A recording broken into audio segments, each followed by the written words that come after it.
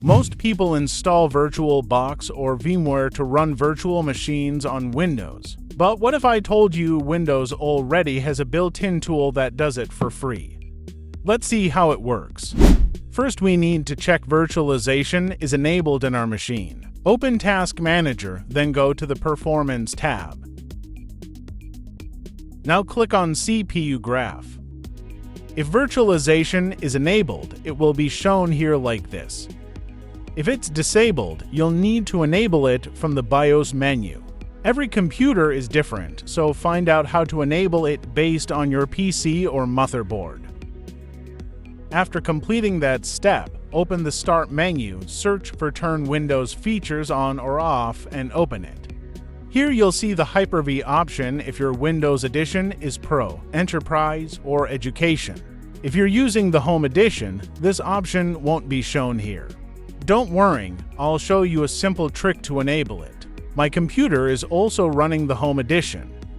Run the Hyper-V script file as administrator, then wait for it to download and install the missing features. The script file is included in the description. After it's finished, restart your computer. And now you can see Hyper-V option in here. Turn on it and scroll down. You also need to enable Virtual Machine Platform and Windows Hypervisor Platform. After saving the settings, it will download some files. After it's done, restart your computer again. Open the Start menu, search for Hyper-V Manager, and open it. Now right-click on your machine name, go to New, and click Virtual Machine. Click Next. Enter name for your virtual machine. Then click Next. Select Generation 2 for the latest operating systems. I'm going to install Windows 11, so I'll keep this selected. Click Next. In here, enter the amount of RAM you want to allocate. Enable the Dynamic Memory checkbox. It will allocate memory based on usage and your device's available memory. So, enter your desired allocation and click Next. In here, select the network connection. In my case, I only have the default switch, so I'll select it. Then click Next. Here, we need to select the storage location for the virtual machine. I'm creating a new one. If you've already created one, you can select the second option, or you can create it later by selecting the third option. After everything is done, click Next. Here we need to select the operating system image file. Select the image file that you're going to install as the virtual operating system.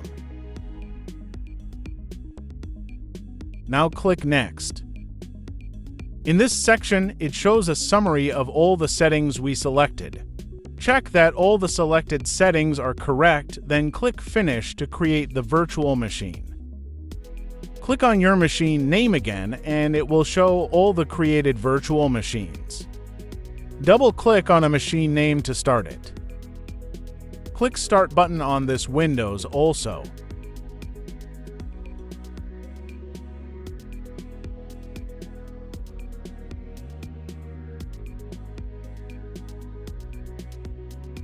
That's the complete Hyper-V and Windows 11 VM setup from enabling the feature.